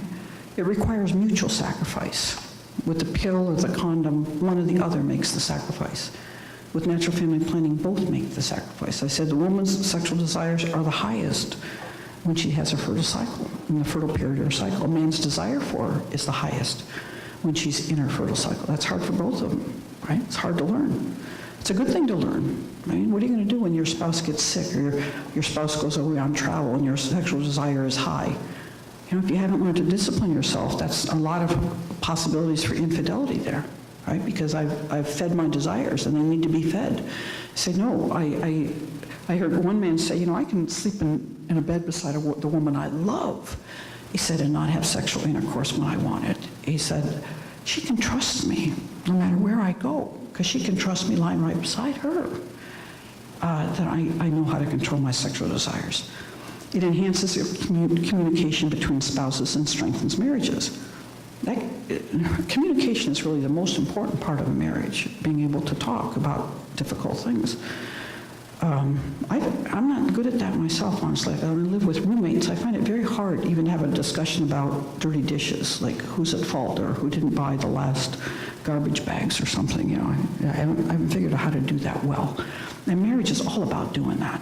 It's all about saying, you know, something's happened here and it doesn't sit right with me. You know, how are you going to work it out, right? You become masters of it. You may not even know it. It's an amazing thing. But the conversations around childbearing are very important. I'm told you decide not to have a child. You're talking with God. You've already got maybe 3 under 5 and you're tired and you're stressed. And as I say, you might be starting to hate your spouse, hate your children, hate your life. I said, that's the time to push the pause button, all right? Take a break, right? God doesn't want you to hate your spouse, hate your children, hate your life. Say, I don't get any sleep, I miss. Okay, get some sleep. Before long, you'll want another baby. But just hit the pause button. So but the time will come when both of them want to have sex. It's going to come. And they're going to have this conversation. Why did we decide it wasn't a good idea to have a baby right now? What was that all about? Because if you change your minds, you can go ahead and have sex, and that's what you want to do. So you have an important conversation. And if the answer is a really important reason, all of a sudden your sexual desire kind of goes, boom, wow, another baby, that could happen here. And we decided that's not a good idea. I think I'll go watch the Pistons on TV or something, you know? Or the conversation might go something like this, she says, the reason we decided not to have another baby is because you're so freaked out about money. And, you just think you can't afford more children, you can't do this, so that's why we're not having any more children. And he might say, it's going okay. I mean, I'm getting regular raises, and if we have to buy a van, I guess we will. And so, he sort of says, all right, but he said, one problem is, though, the way you spend money. Your friend Jane has a fence around the yard, you need a fence. Your friend Jane gets a new kitchen, you need a new kitchen. He says, that's a lot of money. And she might say, I don't need that new kitchen. I don't need that fence, right? Or she might say to him, the reason we decided it wasn't good to have a baby is because I'm tired all the time. And you said that you would give the babies baths every night, and you said I would have Saturdays to go shopping and do things a bit on my own. And when was the last time I had a Saturday? When was the last time you gave the kids a bath? And he goes, oh my gosh. I'll give them a bath. You can have Saturday, and things start to work out. But you start to figure out who's giving and who's taking, and where's the imbalance, and you work it out. You have those conversations over a period of time, and you really do learn how to relate, right, and manage difficulties. And not last and not least, it strengthens the couple's relationship with God. If you ask a lot of people why they use contraception instead of natural family planning, they do say these words: I would have to trust God more. I'd have to trust God more. Because if I use contraception, I think I'm in charge. But if I use natural family planning, which honestly is effective, somehow I have to trust God more. I think that's a good thing, not a bad thing. I mean, I can't tell you, of course, you've met women, the people who, they get a pregnancy and they sure as heck, natural family planning or not, they sure as heck don't want to have that baby. Whether it's a failed contraceptive or it's a surprise pregnancy, natural family planning, they say, oh my gosh, another baby. And then they have that baby and everything changes. Everything changes. It's like, it's the biggest blessing they've ever had. It's the biggest blessing to the whole family. I've seen it happen time and time again. And you say, just trust God. Right? He has an idea. He has an idea of what you need better than you know. And again, there's no harm to society. That those who use NFP stay married. And it's almost about the best thing that a person can do for himself, herself, for the family, for the culture. Get married, stay married, have kids, don't get divorced. And the amount of good that you have done for society, for yourself, for your children, is immense. It's no small accomplishment, right?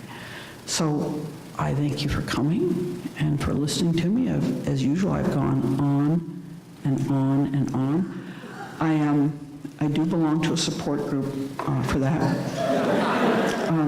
It's hard to get away from, as you can imagine, and it's called the On and On Anon Society. All right, thank you.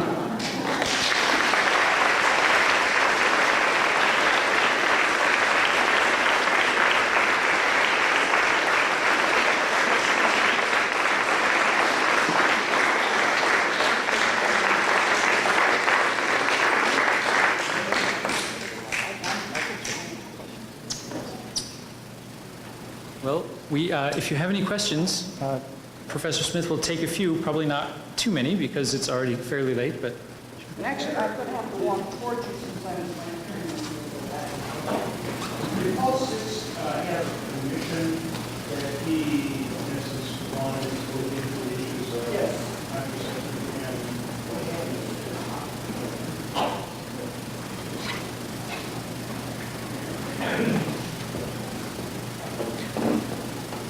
You mentioned that Pope Paul VI had a commission. You're going to be hearing a lot about that this year. You might have been hearing somewhat about it already.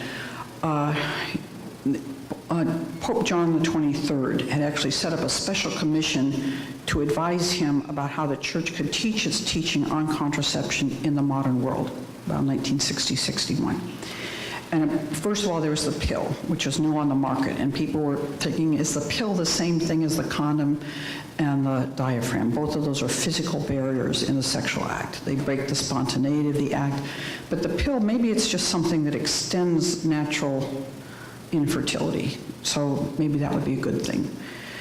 And so he said, let's look at that. But even more importantly was the question of overpopulation, that people thought the world was, population bomb was written actually in 1968, but before that a lot of talk about the world being terribly overpopulated, and the pill would be an answer to that. The UN was already planning to have major conferences on overpopulation, so he wanted to figure out how we could teach this teaching in this world. Before long it was clear that contraception pill was what was condemned by the church, as well as the condom and the diaphragm. When he died, Pope Paul VI took over that commission, and he increased it to 66 members, most of them lay people from many different areas of expertise: demographers, sociologists, doctors, theologians, directors of family life movements, marriage prep people, 66. And they met for a couple years. And at a certain point, under the guidance of Father Bernard Herring, who was a Redemptorist, one of the major moral theologians in the world, they decided they were going to change their mandate, and they were going to take up the question whether the church could and should change its teaching on contraception. Right? That's not what their mandate was. Their mandate was how to teach the teaching in the modern world. But they decided to decide whether the church could and should change its teaching. There was a very famous Jesuit who was a part of this, John Ford was his name, American. He went over to Paul VI and said, you've got a runaway commission on your hands, right? They've taken up a question that you didn't ask them to, and you should shut it down. Well, he decided to keep it going, but he put on it several other archbishops and cardinals, and made only the archbishops, bishops, and cardinals on the commission only voting members, right?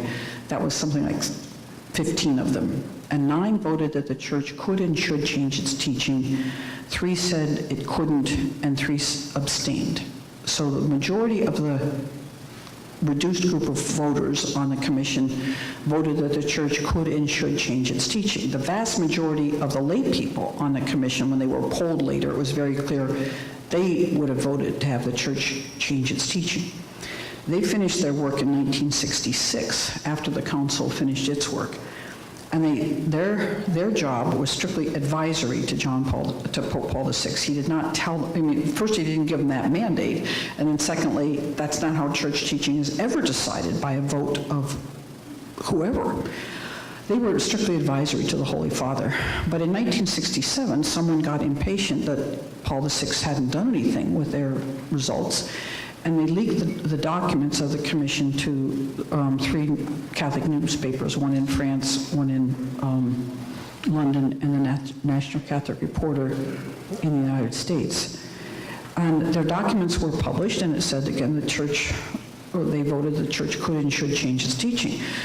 So the world went berserk, thinking that the church was finally going to come into the modern age and permit contraception. And then in 1968, July 25th, Pope Paul VI issued Humanae Vitae. People were shocked, right, that he reiterated what the church had always taught. In fact, all Christian churches taught that contraception was wrong up until 1930, all Christian churches. The Anglicans were the first group to break with that unbroken tradition in 1930. And Pius XI wrote Casti Connubii, which is a beautiful document on contraception, and he said this is not God's plan for sexuality. There was almost no debate in the church until the 60s, and then Humanae Vitae came out.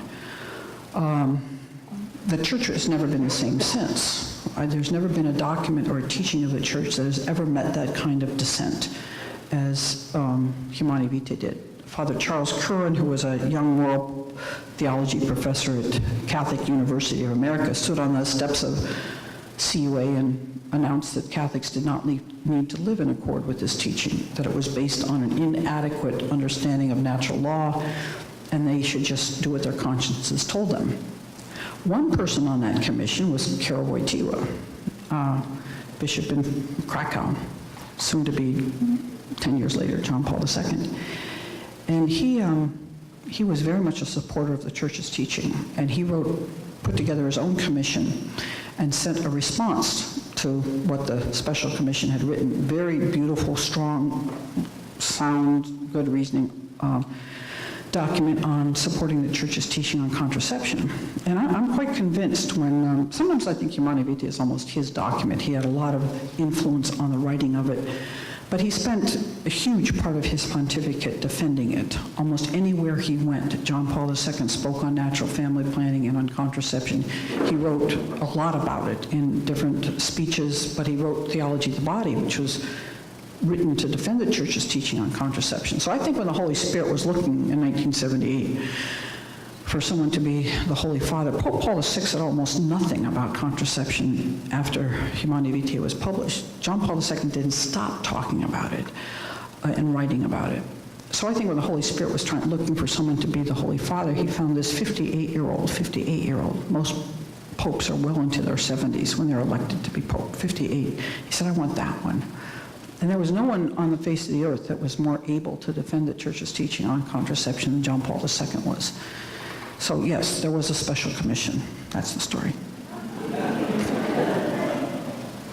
Yes, ma'am. Why isn't the topic of sexuality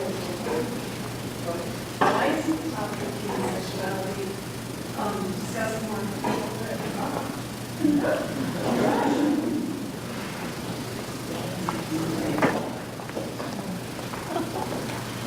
The question is, why isn't the question of human sexuality spoken of more from the pulpit? It's a sad story, but again, when Humanae Vitae came out in 1968, as I said, immediately within 24 hours, Charles Curran held this press conference, also in Rome, and said Catholics didn't need to live by it. Well, he was a student of Father Bernard Herring, who I said was the one at the commission that changed the mandate. There was another great Jesuit on that commission named Father Joseph Fuchs, who was a German, brilliant theologian. And in the course of that commission, he changed his mind and decided that contraception was morally permissible. So you had the two top theologians in Rome saying that the church would eventually have to change its teaching, that it was out of step and out of time, and just wait, and before long the church will change its teaching, and don't disturb the consciences of the faithful. Charles Curran was a student of Bernard Herring. He immediately got about 600 and some people to sign a petition against Humanae Vitae. As a matter of fact, 150 priests or more, around that number, in Washington, D.C., signed a petition saying that they didn't agree with this teaching. Cardinal O'Boyle suspended some of their faculties. They protested to Rome, and Rome lifted the suspension that Cardinal O'Boyle had put on the priests. This was Paul VI. So why did he do that? Well, he did it because they were afraid of a schism in the church, right? There were so many priests and bishops and theologians that were rejecting Humanae Vitae that they thought there might become an American Catholic Church and a German Catholic Church as well as a Roman Catholic Church. And they said, we don't want that to happen. So we're not going to really come down hard on those who don't accept the church's teaching. We're just going to let it work itself out. Well, before long, and I mean, very quickly, let me say, within 2 or 3 years, the theologians in the seminaries, the theologians in the universities were teaching that the church would eventually change its teaching. And priests were taught not to teach this from the pulpit, right? They were told that, again, this was something that caused division, and eventually the church would change its teaching, so just stay quiet about it. So the priests have been told not to teach this, and they don't know how. I mean, how many, I mean, I've heard, it was so corrosive in a sense that we lost the sense of being proud of being Catholic and being proud of Catholic teaching and, you know, willing to do what is right, whether it was difficult or not. And everything went. You don't hear any talks about, again, all the sexual issues, again, contraception, fornication, homosexuality, cohabitation, pornography. You don't hear any of this. And how many people in the pew are engaged in those things, or have been? Too many. They never hear it from their priest. I tell my seminarians, I say, you know, they look at you and they say, here's a man who's laid down his life for us. He's laid down the possibility of a career success and sex and a wife and children and all these things, and he's living his life for me. That's what he's doing. And he hasn't said a thing about pornography or cohabitation or anything, so they can't be that bad, because I know he cares about me. And he hasn't said a thing about him, so they can't be that bad. But, you know, I thought about it one day. I said, I don't know when I've ever heard a homily on greed or laziness or gossip or anything. You know, I hate to say it, it's all sort of God loves you, blah, blah, blah. God loves us, and we need to be reminded of that all the time. But that part of his love for us is he's going to tell us what kind of behavior makes us happy and good and what kind of behavior doesn't. And he expects his priests, I think, to say these things. You're going to hear more of it. I think the young priests are ready to do it. It's going to be trial and error. They're probably going to do things that don't work all that well. But I think you need to know that they're doing it. My seminarians, I have them give homilies that are talking about moral matters and not just sexual ones. I said, I want you to think about something that you think the people out there need to hear about. And God bless them. You know, they'll start their homily by saying that I am preaching about this because I care about you. And that's my job. It's my job to tell you, you know, what God wants from us.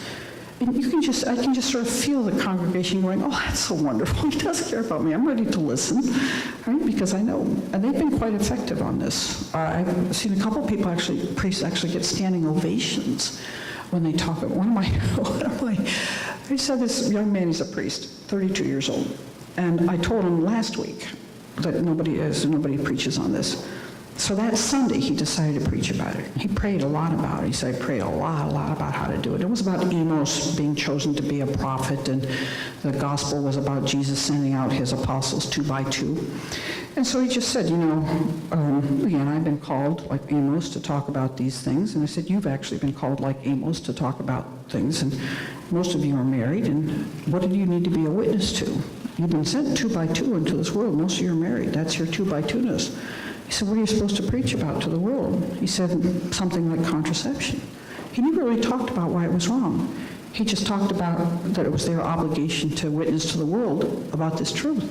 He said, he's only 32, and he says he often gets compliments. He's quite adorable, and he says people love him because he's a young priest and he's got so much zeal.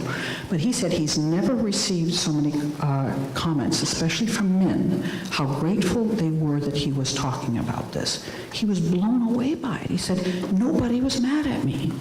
Nobody said that I shouldn't have been preaching about this. And there was another young man, young priest, he said, well, really, should you talk about it, though? He said, it might drive people out of the church. I said, you do know Jesus, don't you?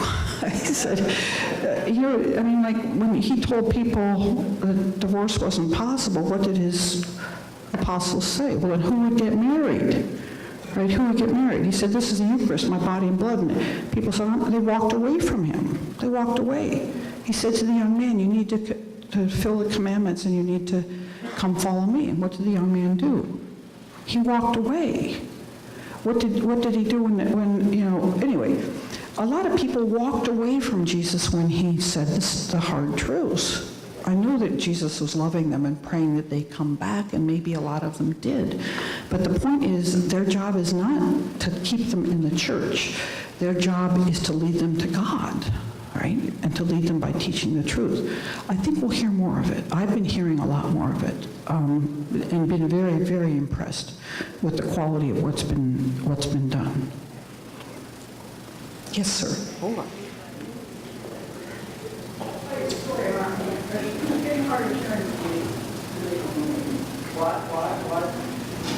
But one of my friends called the other day, and she said, yeah, I found your coffee pot in my car. And I said, Dawn, I don't have a hockey puck. I don't know whose hockey puck that is. She said, it has your name on it. I said, I definitely don't have a hockey puck with my name on it. And she says, coffee cup. There is some amusement in this. So, I'm a chiropractor, and in my profession, we try and utilize or recommend medication to patients refer out if necessary. But we've always, as a profession, felt that there has been an overutilization of medication. And we're seeing that within the musculoskeletal world where we live with the abuse and all the problems with opioids and narcotics. And then we see the same thing that happened with antibiotics and all the problems and downside. The medical profession is starting to pull back on that. There's a lot of pressure on the medical profession to stop prescribing some of the opioids. I see an analogous thing here with regard to birth control medication. And of course, there's the pharmaceutical industry that really wants to sell more drugs. And so they've been, they really have a lot of culpability in all three cases of overutilization of antibiotics, opioids, and birth control. My question, though, is there's an idea and then we talk about abuse, and there's a greater sense in our society of the problems of pesticides, chemicals, and overutilization. Is there